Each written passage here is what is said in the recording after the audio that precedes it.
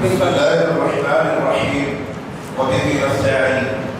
السلام عليكم ورحمة الله وبركاته. وعليكم السلام ورحمة الله وبركاته.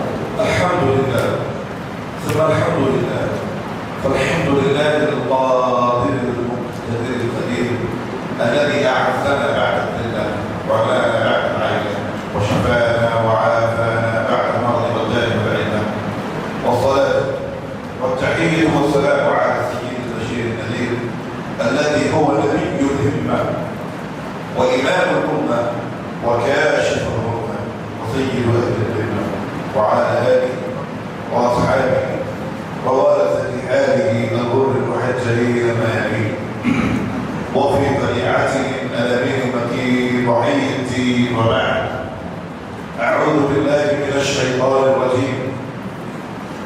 بسم الله الرحمن الرحيم. فاسألوا أهل الذكر إن كنتم لا تعلمون. صدق الله. وقال رب محمد فيما نزله على محمد عما يستحقه محمد: إن الله وملائكته يصلون على النبي يا أيها الذين آمنوا صلوا عليه وسلموا تسليما. اللهم صل وسلم وعلم وكرم وشرف وبارك وتعطف وتلطف وتحنن وتمنن على أفضل مخلوقاتك محمد وعلى آله. صلاة وتحية وسلام عليك سيدي والقاسم يا رسول الله صلى الله تعالى عليه وسلم. کام سمرتا کب ہے، مضبوط کب ہو جاتا ہے، اس کا اللہ سے تعلق اٹوٹ کب ہو جاتا ہے؟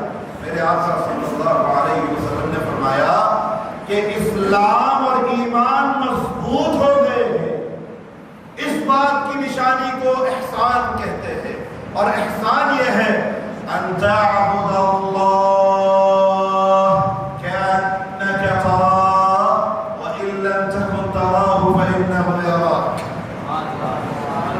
کہ احسان اور حسن یہ ہے، ایمان و عمل کا حسن یہ ہے کہ جب تم اللہ کی بارگاہ میں نماز پڑھنے کھڑے ہو تو اللہ کی عبادت ایسے کرو جیسے تم اللہ کو دیکھ رہے ہو. یہاں ایک نقطہ کلیئر کرنا چاہوں گا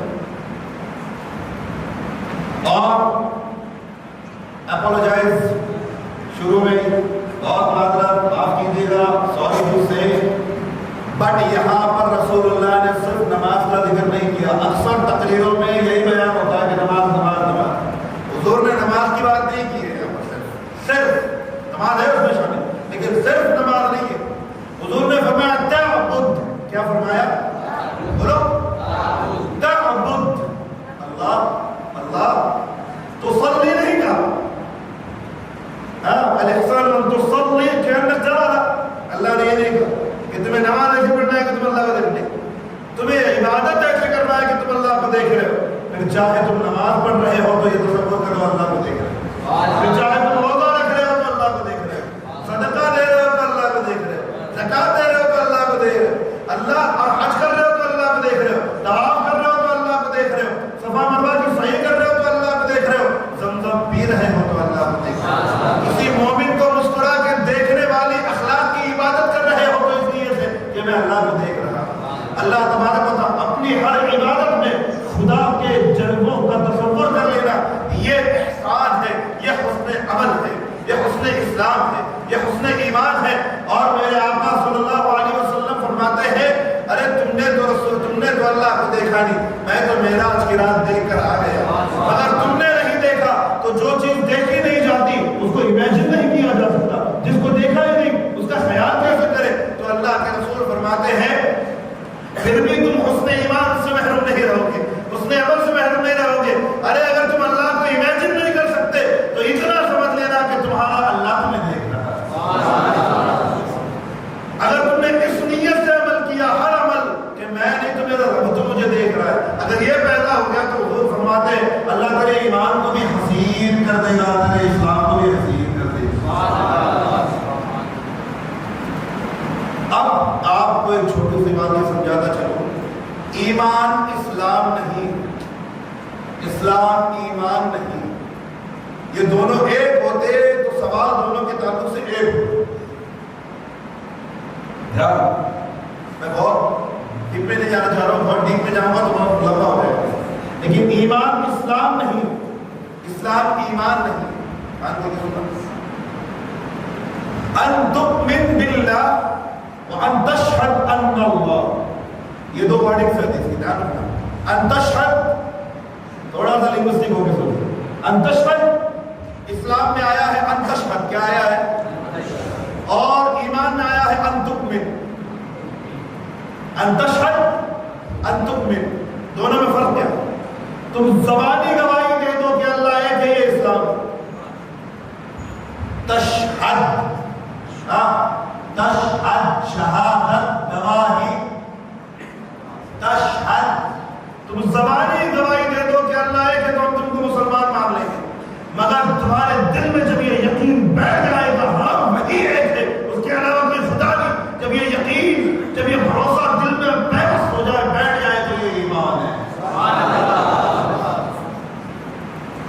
زبان سے بولو گے تو مان لیں گے، کوئی مسئلہ نہیں. تم نے بولا لا الہ الا اللہ محمد رسول اللہ مان لیا، تمہیں مسلمان مان لیا، مگر ہم تمہیں مومن ماننے یا ماننے کے حقدار نہیں ہے. تم مومن ہو یا نہیں، یہ تمہارا دل اندر سے فیصلہ کرے. بات سمجھ آ گئی نا؟ فرق کیا ہے؟ ان تشہد لا الہ الا اللہ وان محمد رسول اللہ، اور نماز قائم کرو. نماز میں ایک پریکٹیکل چیز ہے، سامنے کر کے دکھانا ہے. روزہ رکھنا پریکٹیکل چیز ہے، کر کے دکھانا ہے.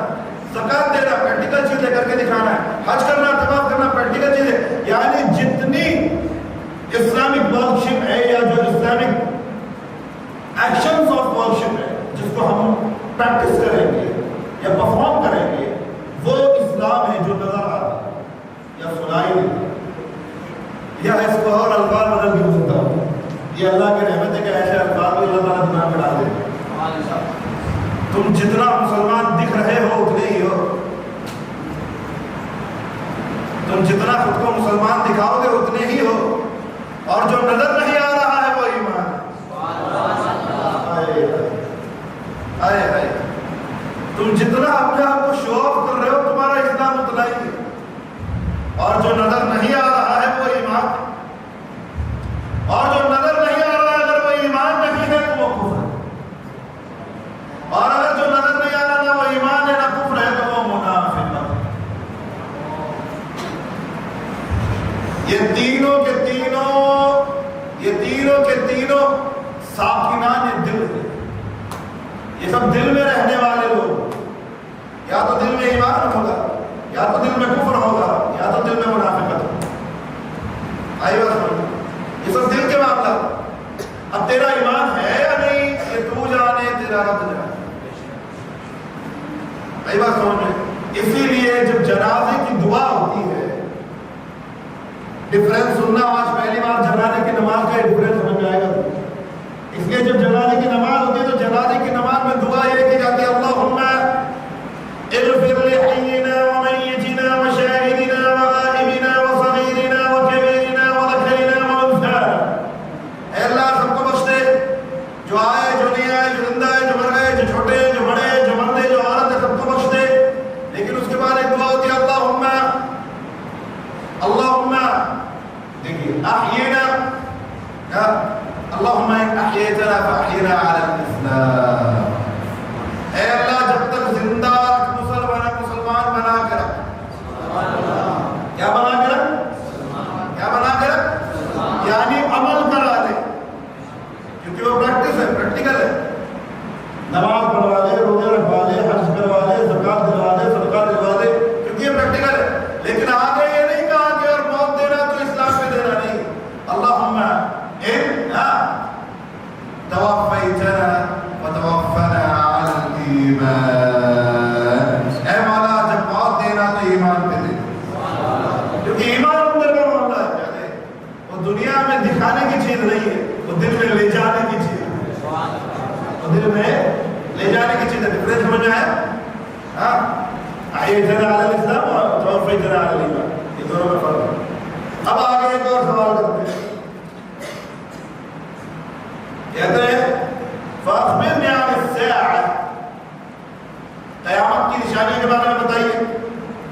قیامت کی نشانیوں کے بارے میں بتائیے. میں آپ کو بتا دوں اس حدیث کی محفل میں جو لوگ یہاں آف لائن بیٹھے ہیں ان کو بھی ثواب ملنا ہے اور سند ملے گی، جو لوگ دور سے سن رہے ہیں ان کو بھی ثواب ملے گا اور سند ملے گی۔ لہٰذا ہم نے کوشش کی ہے کہ زیادہ سے زیادہ لوگوں تک رسول اللہ کی حدیث پہنچے۔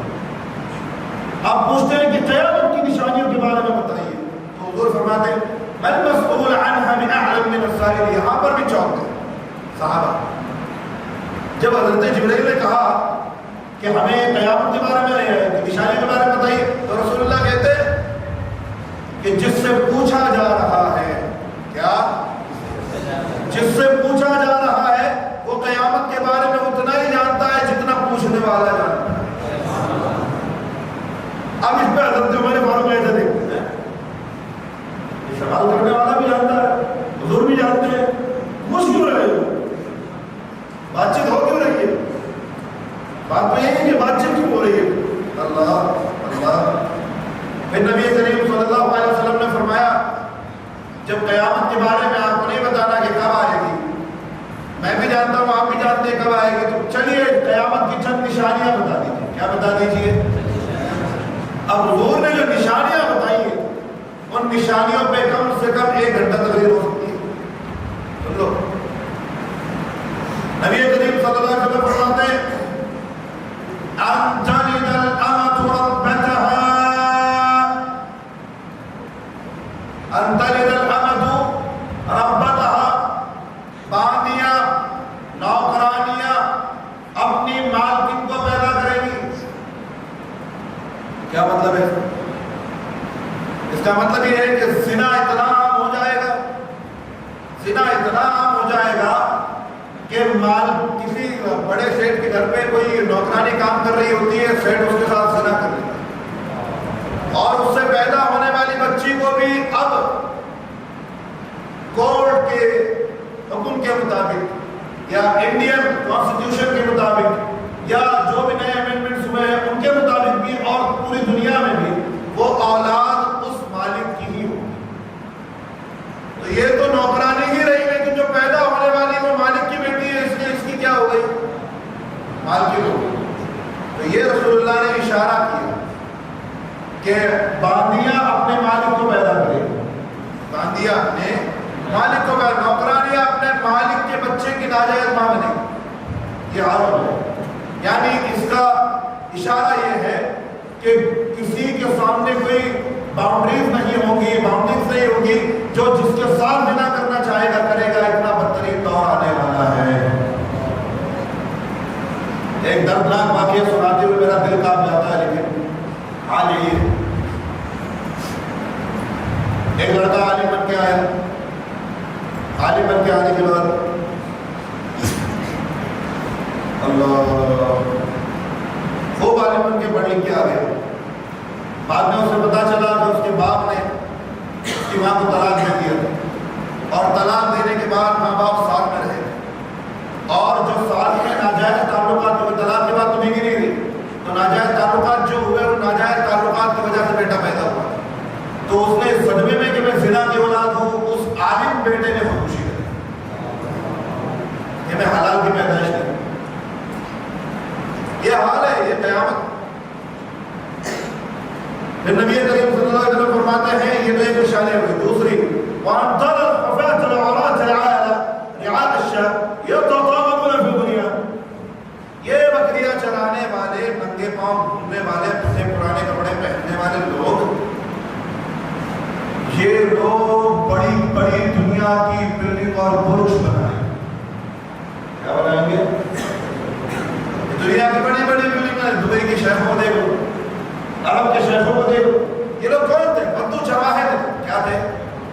اور حضور علیہ السلام نے فرمان صرف عرب کے لیے نہیں تھا، پوری دنیا کے لیے۔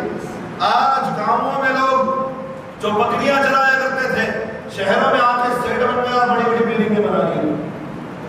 آپ کہیں گے حضرت تو اس میں کیا بری بات ہے؟ بری بات، رسول اللہ قیامت کی نشانی بتا رہا، اور قیامت کی نشانی ہر نشانی بری نہیں ہوتی۔ آج یہ کانسیپٹ بھی کلیئر کر دو، لوگوں کو یہ مسکنسیپشن ہے، لوگوں کو یہ غلط فہمی ہو گئی ہے، یہ غلط سوچ ان کے دماغ میں بیٹھ گئی ہے کہ قیامت کی ہر نشانی بری ہوتی ہے، ایسا نہیں ہوتا۔ قیامت کی بہت سی نشانیاں اچھی بھی ہیں اور بہت سی نشانیاں بری ہیں، لیکن وہ سب کے سب ملا کے اس بات کو انڈیکیٹ کرتی ہے یا اس بات کا اشارہ دیتی ہے کہ قیامت قریب آ رہی ہے۔ قیامت کی سب سے پہلی نشانی کون ہے؟ کون بتائے گا؟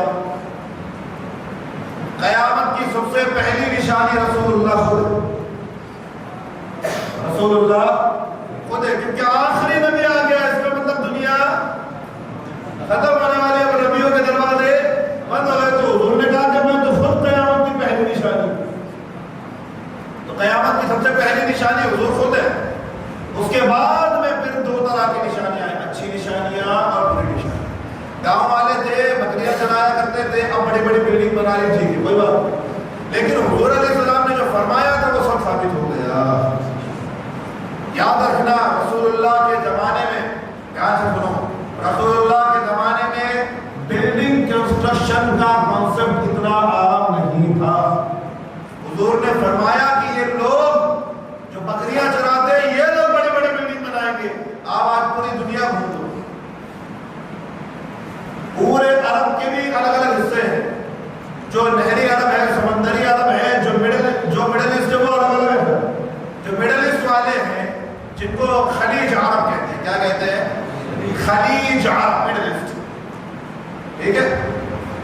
تو یہ لوگ سب سے زیادہ بکریاں چرانے والے لوگ ہیں، کیونکہ ان کے پاس صحرا زیادہ ہے، تو اس میں صحرائی بکریاں اور بھیڑ اور بہت سارے جانور سب سے زیادہ، اور سب سے زیادہ بلڈنگیں بھی ان لوگوں کی۔ تو رسول اللہ کی حدیث سچی ہے، کیا ہے؟ ہاں، یہ حدیث۔ اب یہ پوچھا چلے گئے، حضرت عمر فاروق کہتے ہیں کہ وہ جب گئے تو تھوڑی دیر کے بعد باہر نکل کے دیکھا تو آئے، تو نبی کریم نے خود پوچھا، یا عمر، یہ حدیث صحیح مسلم میں اپنی طرف سے نہیں سنا، یا عمر اتدری من السائل، عمر جانتے ہو پوچھنے والا کون تھا؟ تو حضرت عمر نے کہا، وہ لوگ جو یہ کہتے ہیں کہ رسول اللہ کا علم کتنا تھا، اور حضور کو غیب کا علم نہیں تیار رکھنا، کسی کی ظاہری شکل کے پیچھے چھپا ہوا انسان بھی غائب ہوتا ہے۔ حضرت جبرائیل انسان کی شکل میں آئے اور رسول اللہ ان کو پہچان گئے، تو نبی کریم نے حضرت عمر سے کہا، انہو جبریل اتاکم یعلمکم دینکم۔ حدیث کی ورڈنگ دیکھیے، حدیث کے الفاظ دیکھیے، اس حدیث کو اٹھا کر ہمارے کچھ بھائی یہ بولتے ہیں، دیکھو حضرت جبرائیل رسول اللہ کے استاد ہے، حضرت جبرائیل رسول اللہ کو سکھانے آئے تھے، کیا کرنے آئے تھے؟ اس حدیث میں خود رسول اللہ نے اس بات کا رد کر دیا۔ پہلا رد تو تب کیا، جب حضور نے یہ کہا کہ قیامت کے بارے میں اتنا جانتا ہوں جتنا تم جانتے ہو، پہلا رد لکھیے۔ دوسرا رد، عمر انہو جبریل اتاکم یعلمکم دینکم، وہ تم لوگوں کو تمہارا دین سکھانے آئے تھے۔ اگر حضور کو سکھانے آتے تو حضور یہ نہیں کہتے تمہیں سکھانے آئے تھے، یہ کہتے مجھے سکھانے آئے تھے۔ حضور نے خود رد کر دیا، تمہیں سکھانے آئے تھے، مجھے تھوڑے سکھانے آئے۔ اور مجھے یہ بتائیے، جب سکھانے والا آتا ہے تو بتا کے جاتا ہے، پوچھ کے نہیں جاتا۔ تو حضرت جبرائیل اگر رسول اللہ کو سکھانے آئے تھے تو ڈائریکٹلی شروع کرنا چاہیے تھا، محمد اسلام یہ ہے، ایمان یہ ہے، قیامت کی نشانی ہے، احسان یہ ہے۔ حضور سے پوچھ رہے ہیں، حضور جواب دے رہے ہیں، اس بات کی طرف اشارہ کر رہے ہیں کہ میں حضور کو سکھانے نہیں آیا، حضور کے ذریعے تمہیں سکھانے آیا۔ آئی بات سمجھ؟ یہ دوسری حدیث آج ہماری اس سلسلے کی ہوئی۔ درود شریف پڑھنے میں بولتا ہوں،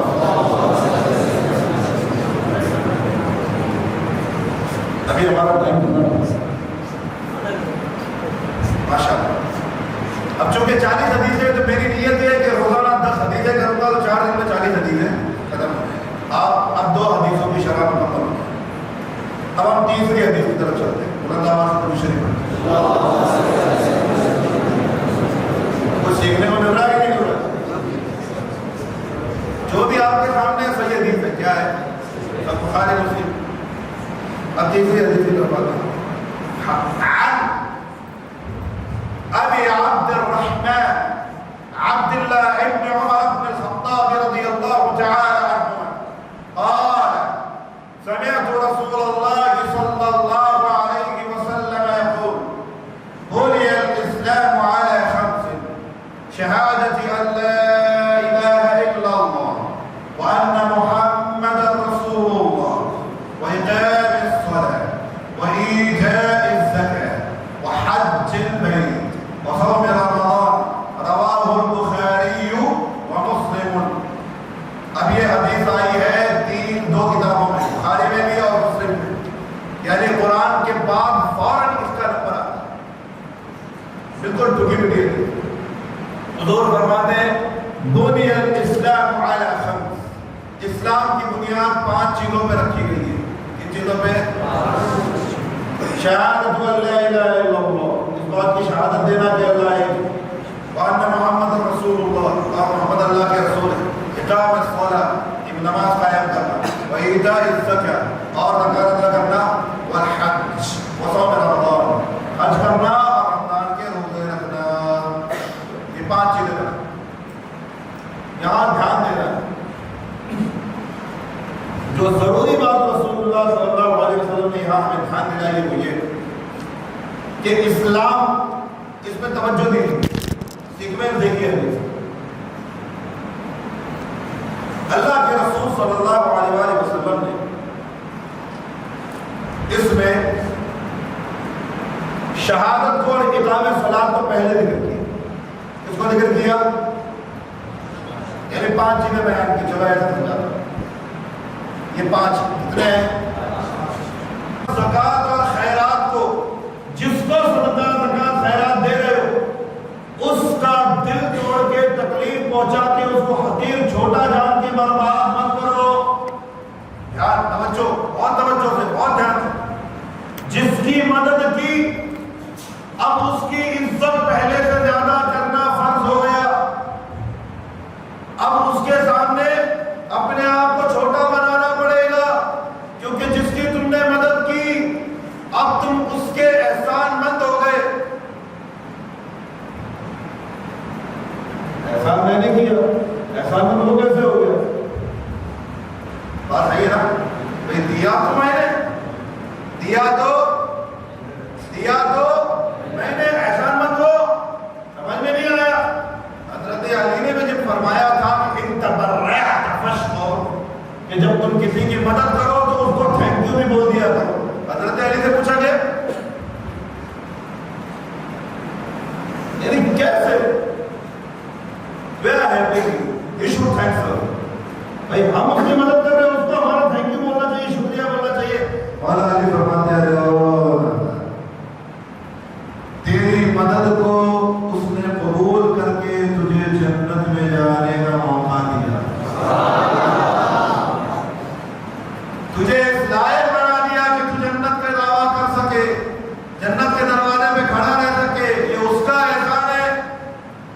اس کا احسان ہے، اس کا احسان ہے. جب اس کے ساتھ کوئی بھلائی کی اس کو دیا تو اس کو تھینک یو بولا کرو، کہا کرو کہ بہت بہت شکریہ، آپ کا بڑا احسان، آپ کی بڑی مہربانی، آپ نے مجھے جنت کرائے بنا. اسی بات کو اللہ نے قرآن کریم میں اس انداز میں فرمایا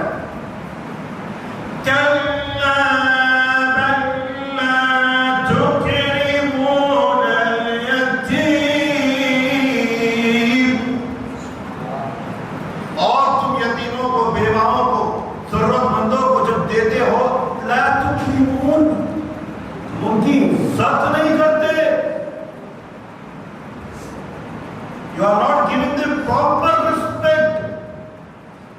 ان کو باقاعدہ عزت نہیں دیتے. تمہارے دل میں کہیں نہ کہیں وہ لوگ چھوٹے ہو جاتے ہیں. اللہ کو یہ پسند نہیں ہے کہ جب تم کسی بیوہ کی مدد کرو، یتیم کی مدد کرو، کسی کے پیٹ میں لقمہ پہنچاؤ، کپڑا دو، تو اس کو ذلیل حقیر نیچ کو سمجھنا.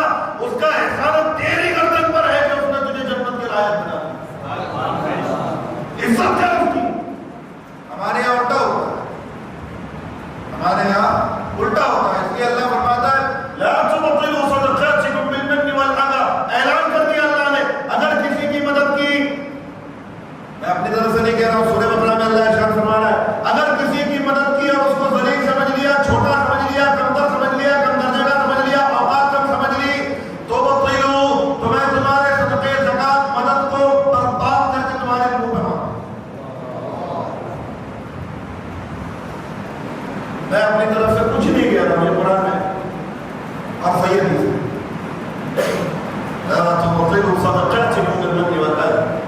اور آگے ارشاد فرمایا اسی سورہ بقرہ میں وقت پر آیت یاد آ گئی، اللہ فرماتا ہے قول معروف ومغفرة خير من صدقة يتبعها أذى۔ اچھی بات کرنا، اخلاق کے ساتھ پیش آنا، اور کوئی تمہیں تکلیف پہنچائے تو اس کو اللہ کے لیے معاف کر دینا، یہ اللہ کے یہاں اتنا اچھا عمل ہے کہ سونے کا پہاڑ صدقہ کرنے کے بعد تکبر کرنے والوں سے زیادہ ثواب اللہ تمہیں عطا فرمائے۔ یعنی دنیا میں وہ لوگ ہیں جو سونے کے پہاڑ صدقہ کر سکتے ہیں، فیکٹریاں لٹا سکتے ہیں، لاکھوں روپے لٹاتے ہیں، لیکن اس کے بعد کیا کرتے ہیں؟ سامنے والے کو ڈس رسپیکٹ کرتے ہیں، اس کی بے عزتی کرتے ہیں، ذلیل کرتے ہیں، انسان کرتے ہیں۔ ایسے لوگوں سے بہتر بندہ وہ ہے جس کے پاس مال نہیں مگر جس کے اخلاق میں خوش ہے، مسکراتے رہتے ہیں۔ میرے آقا صلی اللہ علیہ وآلہ وسلم کی بارگاہ میں کان بول کے سننا مسلمانوں دل بھرپا ہوتے ہیں۔ نبی کریم صلی اللہ علیہ وسلم کی بارگاہ میں صحابہ آئے کہا یا رسول اللہ،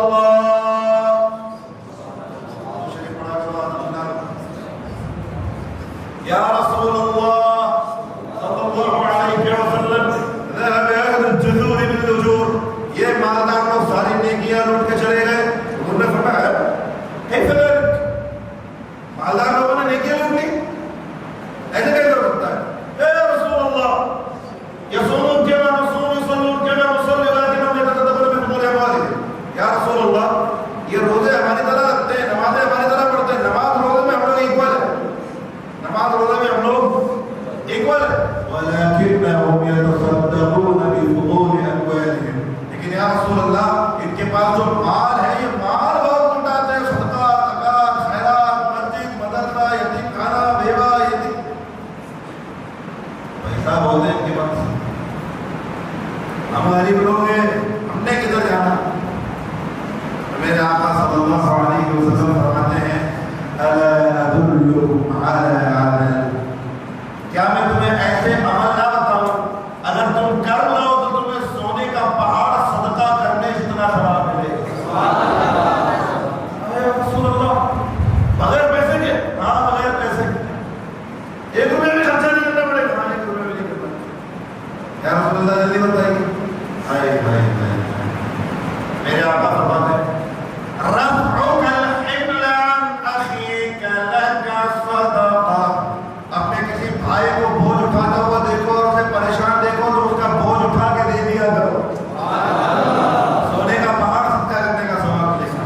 وَإِمَاتَتُكَ أَذًى عَنِ الطَّرِيقِ لَكَ صَدَقَةٌ، راستے سے گزرو، کیچڑ، پتھر، کانٹا، کنکر، کانچ کا ٹکڑا، کوئی بھی تکلیف دینے والی چیز نظر آ جائے راستے سے اٹھا کے سائڈ میں کر دو تاکہ مخلوق کو تکلیف نہ ہو، اللہ سونے کا پہاڑ صدقہ کرنے کا ثواب۔ وَابْتِسَامَتُكَ فِي وَجْهِ أَخِيكَ لَكَ صَدَقَةٌ، لوگوں کو دیکھ کے تمہارے اوپر جتنے بھی غم ہو، پریشانی ہو، ٹینشن ہو، لوگوں کو دیکھ کے اللہ کی رضا کے لیے مسکرا دیا کرو، اللہ صدقے کا پہاڑ صدقے کا پہاڑ صدقہ کرنے کا ثواب عطا فرمائے۔ یہاں تک نہیں رکے، اب صحابہ نے پوچھا یا رسول اللہ کھیتی باڑی والے لوگ ہیں، ہم میں سے تو بہت ساروں کو موقع بھی نہیں ملتا، تب کیا کرنا؟ میرے آقا مسکرائے، مسکرا کر فرمایا، میرے آقا نے کل جبریلۃ صدقہ وکل تسبیحۃ صدقہ وکل تکبیرۃ صدقہ وکل تحمیدۃ لک صدقہ، اگر تمہیں کوئی حسن اخلاق والا کام کرنے کا موقع نہ ملے اور پھر بھی دل مچل رہا ہو کہ ثواب کیسے ملے گا، ثواب ابھی جیب میں مال بھی نہیں، جیب میں مال، یاد رکھنا اگر جیب میں مال ہے تو پھر یہ فضیلت آپ کے لیے نہیں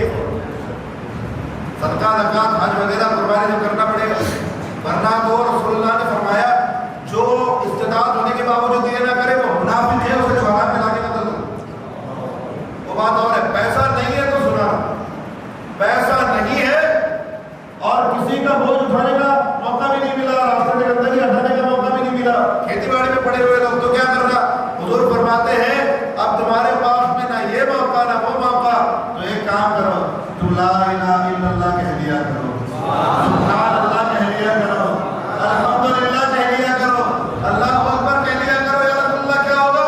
کہا کہ اتنا ہی ثواب ملے گا۔ یہ میرا سرکار ہے، یہ میرے آقا کا جو میتھڈ آف ٹریٹمنٹ ہے لوگوں کا وہ یہ ہے کہ حضور سب کے حال میں رحم فرماتے ہیں، غریبوں کے حال پر رحم فرماتے ہیں۔ تو حضور نے ان کو ذلیل نہیں ہونے دیا، دل چھوٹا نہیں ہونے دیا، دل پر چوٹ نہیں لگنے دی۔ یہی طریقہ ہے، میرے آقا نے تو ثواب کے دریا بہا دیے، کہا دل چھوٹا نہیں۔ تو وہ ثواب کے دریا بہا کر بھی دل چھوٹا نہیں کرتے، اور تم 5,000 10,000 5-10 لاکھ دے کے تم سامنے والے کو ذلیل اور پاؤں کے دھول سمجھتے ہو۔ اب سنو، بہت بات کرتے ہوئے غوث پاک کا ایک فرمان سنتے ہوئے چلو پھر آگے حدیث سنو۔ حضور غوث پاک فرماتے ہیں ان شئت ان تكون في حضرة الله شيئا فكن ترابا لعال خلق فمن تواضع لله رفعه الله۔ حضور غوث پاک فرماتے ہیں اگر تو اللہ کی بارگاہ میں کچھ بننا چاہتا ہے، ولایت پر پہنچنا چاہتا ہے، بخشش چاہتا ہے، تو اللہ کی مخلوق کے قدموں کی دھول بن جائے، ان کی خدمت کرتا رہے۔ کیوں؟ من تواضع للہ رفعہ، کیونکہ جو بندہ اللہ کے لیے دوسروں کے سامنے چھوٹا بن کے رہتا ہے، اللہ قیامت کے دن سب کے سامنے اس کو بڑا کر دے۔ تو دنیا میں بابا کسی کو ذلیل کسی کو نیچ گرا ہوا نہیں سمجھنا، یہ اپنے دماغ میں بٹھا لو کہ دنیا کا سب سے بڑا پاپی گنہگار میں ہی ہوں، اور پتہ نہیں کس کی کب دعا لگ جائے۔ ہر ایک کو خوش رکھو، ہر ایک کا دل شاد رکھو، ہر ایک کے کام آؤ، پتہ نہیں کب کہاں کس کی دعا لگ جائے۔ اور یاد رکھنا قیامت کے دن وہ لوگ بھی آئیں گے جن کے بارے میں فرشتے کہیں گے، فرشتوں کو یہ لگ رہا ہوگا، فرشتے یہ سوچ رہے ہوں گے کہ ان کی تو اب وکٹ لگ گئی، یہ لوگ جہنم میں جائیں گے پکا۔ ادھر سے اللہ اعلان فرمائے گا ان لوگوں کو جنت میں لے جاؤ۔ یہ فرشتے پوچھیں گے اللہ اے مولا اس کے نامہ اعمال میں تو ہمیں نمازوں کی بھی کہیں کمی نظر آئی تھی، روزے کی بھی کہیں کمی نظر آئی تھی، اے اللہ اس نے ایسا کیا کیا کہ تو نے جنت کا فیصلہ کر دیا؟ اللہ فرمائے گا اس کی 2 خوبیاں، کتنی؟ یہ بد اخلاق نہیں تھا، اس کی زبان ہاتھوں سے لوگوں کو تکلیف نہیں پہنچتی تھی، اور دوسرا اس کا دل دریا تھا، جو ہوتا تھا یہ دوسروں کو لٹا دیا تھا۔ اور میرے محبوب نے یہ اعلان کیا تھا کہ میرے اللہ نے مجھ سے فرمایا ہے، اللہ نے خود فرمایا یا ابن آدم انفق علیک، اے آدم کے بیٹے میرے بندوں پہ تو خرچ کر، میں تجھ پہ خرچ کرتا رہوں۔ اب یہاں پر ہم چوتھی حدیث کی طرف چلتے ہیں، انشاءاللہ پریشان مت ہوئے، 4 دنوں میں ہی ختم کرتا ہے۔ درود شریف پڑھیے۔ اللهم صل على محمد وعلى آله وصحبه وسلم۔ صلاة والسلام عليك يا رسول الله۔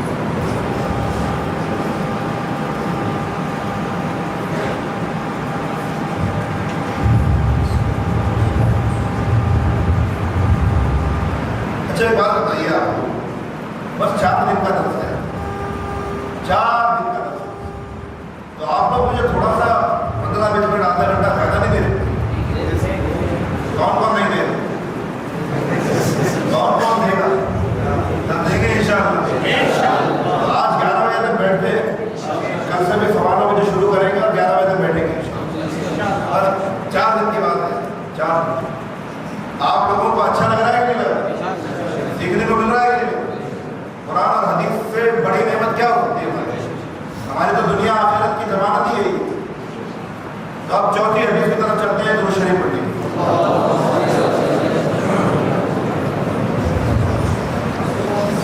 عن ابي عبد الرحمن عبد الله بن مسعود رضي الله تعالى عنه قال حدثنا رسول الله صلى الله عليه وسلم وهو الصادق إن أحدكم يجمع خلقه في بطن أمه 40 يوما نطفة ثم يكون علقة مثل ذلك ثم يكون مضغة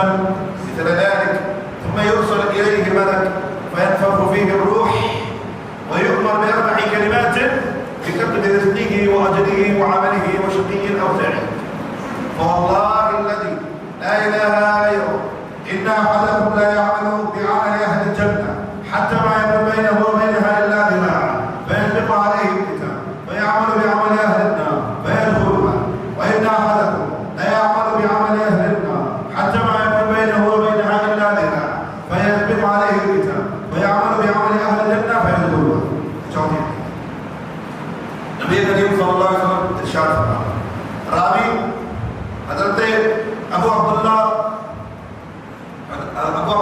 حضرت عبداللہ بن مسعود راوی حضرت عبداللہ بن مسعود کہتے ہیں کہ نبی کریم صلی اللہ علیہ وسلم نے ہمارے ہم سے بیان فرمایا اور کیا شان سے بیان کرے وَهُوَ الصَّادِقُ الْمَصْدُوقُ اور حضور ہی سچے حدیث بیان کرنے کا طریقہ دیکھا تھا اور حضور ہی سچے وہی سچے.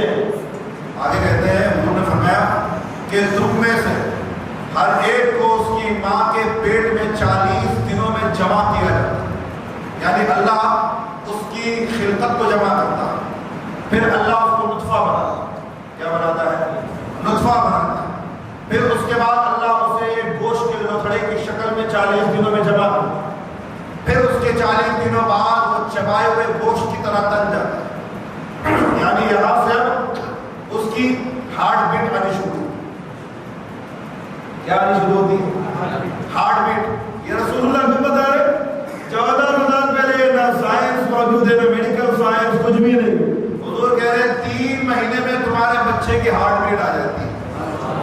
اور کیا فرمایا اس وقت جب اس کی ہارٹ بیٹ آتی ہے تو اللہ ایک فرشتے کو بھیجتا ہے فَيَنفُخُ فِيهِ الرُّوحُ. ہارٹ بیٹ آتی ہے وہ فرشتہ آتا ہے دم کرتا ہے اس کے اندر روح آتی ہے ہارٹ بیٹ آ جاتی ہے. اب ہارٹ بیٹ آ گئی. کیا آ گئی؟ ہارٹ بیٹ آ گئی. وَيُؤْمَرُ بِأَرْبَعِ كَلِمَاتٍ. پھر 4 چیزوں کا حکم ہوتا ہے. کتنا کا؟ بِكَتْبِ رِزْقِهِ. اللہ اس کا رزق لکھ دیتا ہے. وَأَجَلِهِ. اس کی موت لکھ دیتا ہے. وَعَمَلِهِ. اور اس کا عمل بھی لکھ دیتا ہے.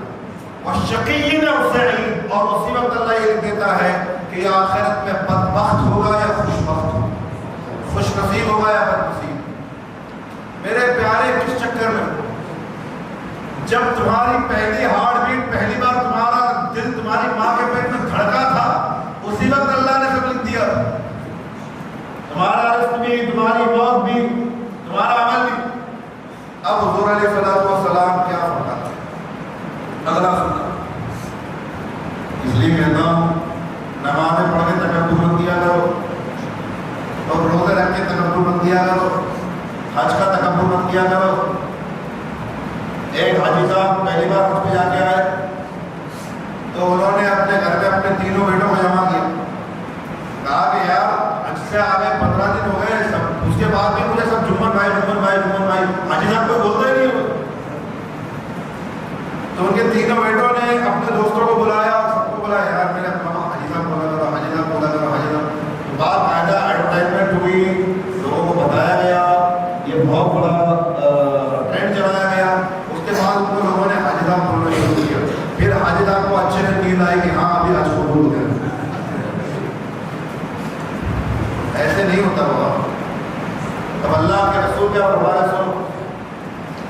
میرے آقا صلی اللہ علیہ وسلم فرماتے ہیں فواللہ الذی لا الہ غیرہ. قسم اس اللہ کی جس کے علاوہ کوئی عبادت کے لائق نہیں. ان احدکم لا يعمل بعمل اہل الجنہ حتی ما یکن بینہ وبینہا الا ذراع.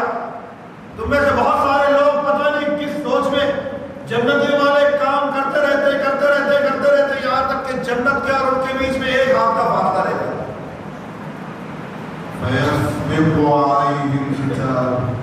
لیکن اس کے دل میں چھپی ہوئی خلاصت, اس کے دل میں چھپی ہوئی بری نیت اللہ کو پتہ ہوتی ہے. عمل تو اس نے نہیں بہت کیے ہوئے ہوتے, بہت اچھے عمل کیے ہوئے ہوتے ہیں, لیکن انٹینشن کچھ اور ہوتا ہے. اب اس کا ہونا تو یہ چاہیے کہ اگر اس کی نیت اچھی ہوتی تو جنت کے اور اس کے بیچ میں ایک ہاتھ کا فاصلہ, ایک ہاتھ. لیکن اس کی وجہ سے اللہ تعالیٰ وہ سارے عمل اس کے منہ پہ مار دیتا ہے. پھر وہ ایک کوئی جہنمی والا کام کرتا ہے, پھر اللہ اسے جہنم میں داخل کرتا ہے.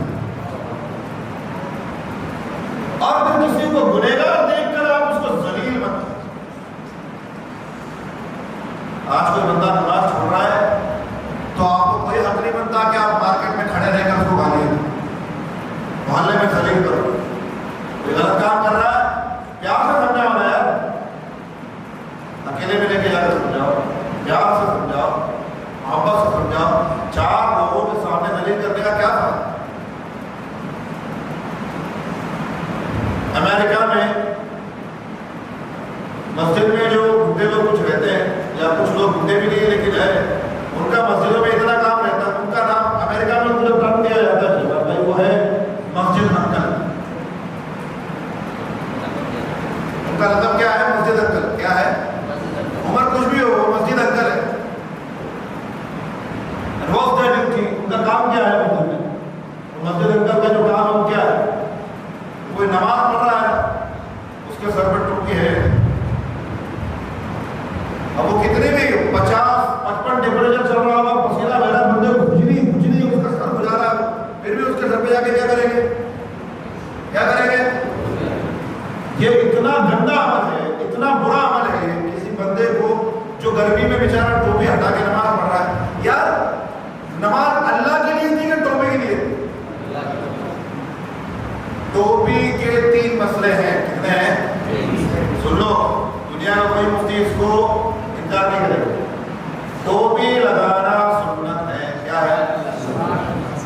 اگر آپ نے سنت سمجھ کر اگر نماز پڑھ رہے ہیں اچھی بات ہے، لیکن اگر کھجلی مچ رہی ہے، کھجلی ہو رہی ہے بال میں، سر میں، جس کی وجہ سے آپ ڈسٹرب ہو رہے ہو اور ٹوپی ہٹانے سے تھوڑا پنکھے کی ہوا لگے گی، اچھا لگے گا، نماز میں دل لگ جائے گا، تو اب مستحب اور اچھا عمل یہ کہ آپ ٹوپی کو ہٹا دیں.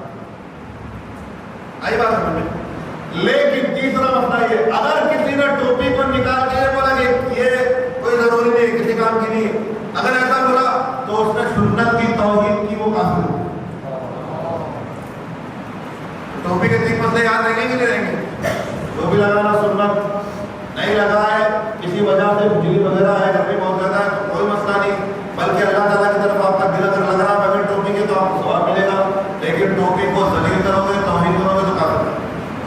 لیکن یہ مسجد انکل ہے جو بیچارہ، اس کو معلوم ہے اس کے سر میں زخم بھی ہو سکتا ہے، اس کے سر کا آپریشن ہوا بھی ہو سکتا ہے، اس کے سر میں وہ بیچارہ آیا اللہ کی بارگاہ میں اپنی پریشانی کی گڑاہٹ لے کے نماز پڑھ رہا ہے، 45 ڈگری 48 ڈگری 50 ڈگری ٹیمپریچر میں نماز پڑھ رہا ہے، پسینہ اس کے سر پہ یا ٹوپی رہتی. تو یہ نہیں کرنا چاہیے، یہ جہالت ہے. دین کو ایسے لوگ نقصان پہنچا دے، پھر وہ باہر والا اگر کوئی غیر مسلم دیکھ لے اس کو تو وہ سوچتا ہے یار کیا ہے یار، کوئی لاجک ہے، پریشان ہوگا بندہ اس کے گھر پہ بار بار ٹوپی رکھ رہے ہیں. اس ویڈیو کو باقاعدہ بنگلہ دیش سے کسی نے اس کو وائرل کیا، ریل بنانے کے چکر میں، پرائم کے چکر میں، بار بار ٹوپی لگانا، بار بار لگانا. اس پر اتنے گندے کمنٹ کیے لوگوں نے، یہ تمہارا دین ہے، یہ اسلام کی خوبصورتی ہے. نہیں کرنا چاہیے یار، یا تو دین سیکھو پہلے تم لوگ. جہالت کا اظہار نہیں کرنا چاہیے.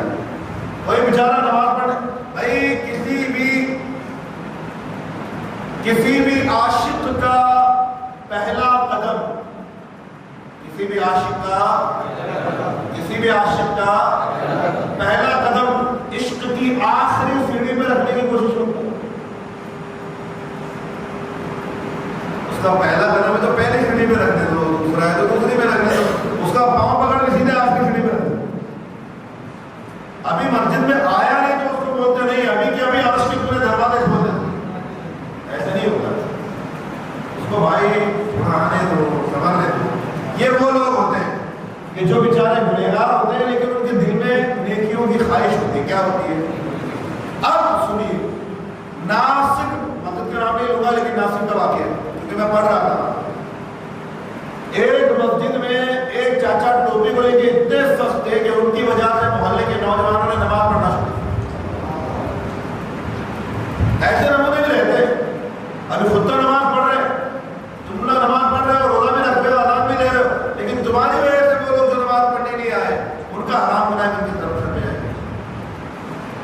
تو یہ کچھ بندے ہوتے ہیں جو حرام کا حلال کام اچھا کام کر رہے ہوتے ہیں مگر ان کی قسمت پھوٹی ہوتی ہے کہ کوئی ایک گناہ ان کو جہنم میں چلا ہے. اور پھر کچھ بندے ایسے ہوتے ہیں کہ جن سے گناہ تو ہو جاتے ہیں مگر کبھی کبھی اللہ ان کو ایسی توبہ دے دیتا ہے، ایسی توبہ دے دیتا ہے کہ اس توبہ کے بعد پھر اللہ ان کی مرتبے بلند کر دے. یہ بتاؤ تاریخ کی کتابوں میں یہ واقعہ ایک جگہ نہیں کم سے کم 60 سے زیادہ جگہوں پہ لکھا گیا کہ حضرت بشر الحافظ کوفی رحمۃ اللہ تعالیٰ علیہ آپ حضرت بشر شرابی آدمی شراب پی رہے راستے میں لڑکھڑا دو ابھی عربی تھے شرابی تھے لیکن عربی انسان راستے سے گزر رہے تھے تو کہیں ایک کاغذ کا ٹکڑا پڑا ہوا تھا اس کو بسم اللہ لکھی ہوئی. انہوں نے کہا ارے تو اللہ کا نام ہے وہ ٹکڑا اٹھایا گھر پہ لے کر گئے اس پہ عطر لگایا اور اسے اوپر رکھ دیا. دوسرے دن پھر اڈے میں پہنچے سامنے بوتل رکھی ہوئی ہے چل رہا تھا. اس دور کے کتب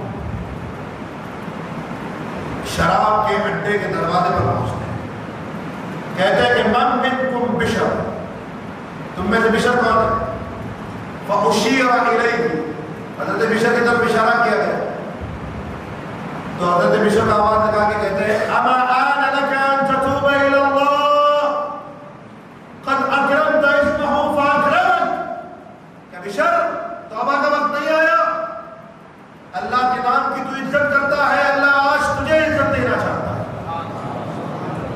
بشر کا توبہ نہیں کرتا جب وہ یہ سنا تو چونک گئے وہ عمل تو میرے اور اللہ کے بیچ میں تھا یہ کون ہے. اس کے بعد حضرت بشر باہر آئے توبہ کی چپل اتار دی تو ان کا جو ننگے پاؤں رہتا ہے اس کو عربی میں بولتے ہیں حافی. کیا بولتے ہیں حافی. تو ان کا لقب پڑ گیا بشر حافی کیونکہ جب تک زندہ رہے ننگے پاؤں ہے. یہاں تک ننگے پاؤں ہے کہ ایک دن ایک مسجد کے امام نے اپنی گلی میں بکری کو پیشاب اور پخانہ کرتے ہوئے دیکھ لیا گندگی کرتے ہوئے دیکھ لیا تو اس نے کہا لا حول ولا قوت الا باللہ.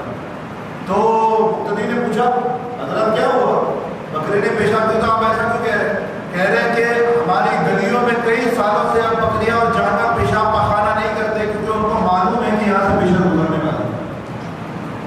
حضرت بشر آپ کی ننگے پاؤں گزرتے اس لیے جانور روڈ میں پیشاب پخانہ نہیں کرتے. اس نے کر دیا مجھے ڈر لگ رہا ہے کہ حضرت بشر دنیا سے چلے تو نہیں اور شام کو ان کے انتقال کی خبر ہے. کیا اللہ عزت دیتا ہے کسی گنہگار کو دلیل کرنے کا بھائی آپ کو کوئی حق نہیں ہے کوئی حق نہیں. آج نیت کر لیجئے کہ ہم کسی کو دلیل نہیں کریں گے انشاءاللہ. پیار محبت سے ہاتھ جوڑ کے دین کی دعوت دیں گے بلائیں گے پیار سے اکیلے میں بات کریں گے. لوگوں کے سامنے کسی کے عمل کا مذاق سے نہیں بنانا بالکل نہیں. ارے تو تو شرابی ہے تو بیوڑا ہے تو سٹا کھیلتا ہے یہ نہیں بولنا دلیل نہیں کرنا کیونکہ آپ کے یہ الفاظ اگر اس کے دل پہ لگ گیا اور وہ ہمیشہ کے لیے اگر نیکی سے دور ہو گیا اللہ کی قسم اگر وہ مرا تو قیامت کے دن آپ کی نیکیاں اسے لے لی جائیں گی اور اس کے گناہ کو لے لی. اور اتنا کافی ہے کہ میرے آقا فرماتے ہیں من عیر اخاہ بذنب لم ينج حتى يعمل. تم میں سے جس نے اپنے بھائی کو کسی گناہ کی وجہ سے دلیل کیا وہ خود تب تک مرے گا نہیں جب تک کہ ویسا یا اس سے بڑا گناہ نہ کرے. کسی کے گناہ کی وجہ سے دلیل مت کرو. کسی کے گناہ کی وجہ سے دلیل کرنا ایک ایسا عمل ہے کہ اللہ تبارک و تعالیٰ اس پر سخت سزا ہوتا ہے اور پھر اس کی سزا ہمیں. اب اس کے بعد والی جو حدیث نمبر 5 ہے چھوٹی ہے بہت چھوٹی ہے مگر اس کے بارے میں مجھے ذرا ڈیٹیل میں بات کرنا ہے. حدیث سنا کے تک ختم کر دیتا ہوں ڈیٹیل کا بیان کرتا ہوں. عن ام المؤمنین ام عبد الله عائشہ رضی اللہ تعالی عنها قالت قال رسول الله صلی اللہ علیہ وسلم من احدث في امرنا هذا ما ليس منه فهو رد. رواه البخاری ومسلم. وفي رواية لمسلم من عمل عملا ليس عليه أمرنا فهو رد. حضرت عائشہ فرماتی ہے کہ رسول اللہ نے فرمایا جس نے ہمارے دین میں کوئی ایسی چیز ڈالی جو پہلے نہیں تھی تو اس کا وہ عمل رد کر دیا جائے. اور حضور فرماتے کسی نے ایسا عمل کیا جس پر ہم عمل نہیں کرتے تھے تو وہ رد کر دیا جائے.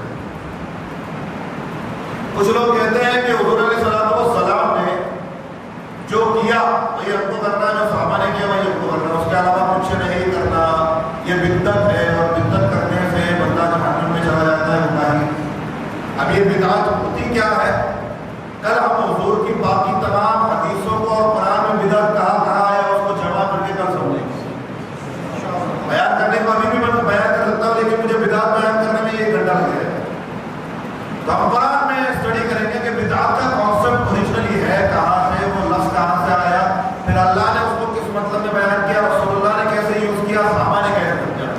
کیونکہ ہمارا سورس کیا ہے؟ اللہ رسول صحابہ باخبر، تو ہم ان تینوں سے ہی سمجھیں گے، کسی اور کی دلیل کی ضرورت نہیں ہے، ان تینوں سے ہی سمجھ لیں گے، کل بات صاف ہو جائے گی انشاءاللہ۔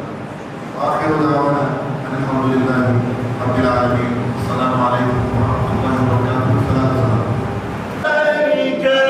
یا رسول سلام علیک، یا حبیب سلام علیک، صلوات اللہ علیک، یا نبی سلام علیک، یا رسول سلام علیک، یا حبیب سلام علیک، صلوات اللہ علیک، انت اللہ فجرا جئت بعد العسر يسرا، ربنا أعطاك قدرا يا إمام الأنبياء، يا حبيبي يا رسول الله، يا نبي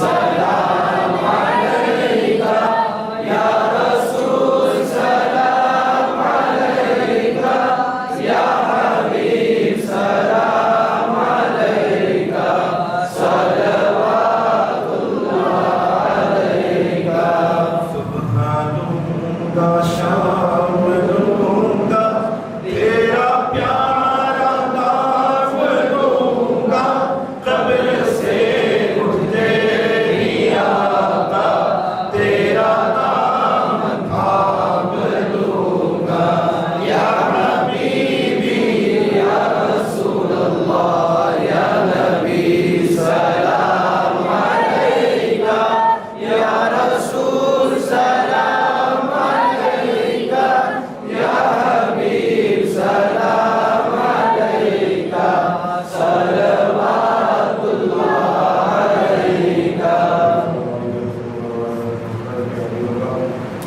في عارة بعض الوحيد كنت أوصلها تقبل الله عني وهي نعمتي، فهذه لقد رفعت الحضرة في تأمينة من تحت بلا شفتين. اللهم علمنا ما ينفعنا وانفعنا بما علمتنا بجاه الحبيب محمد معلم الكائنات ويعصب الكمالات صلى الله عليه وسلم. ربنا تقبل منا إنك أنت السميع العليم، وتب علينا إنك أنت التواب الرحيم. ربنا إنا نعوذ بك من علم لا ينفع، من قلب لا يخشع، من عين لا تدمع، من نفس لا تشبع، من دعاء لا يسمع، من دعوة لا يستجاب لها. إن الله وملائكته يصلون على النبي يا أيها الذين آمنوا صلوا عليه وسلموا تسليما. اللهم صل على سيدنا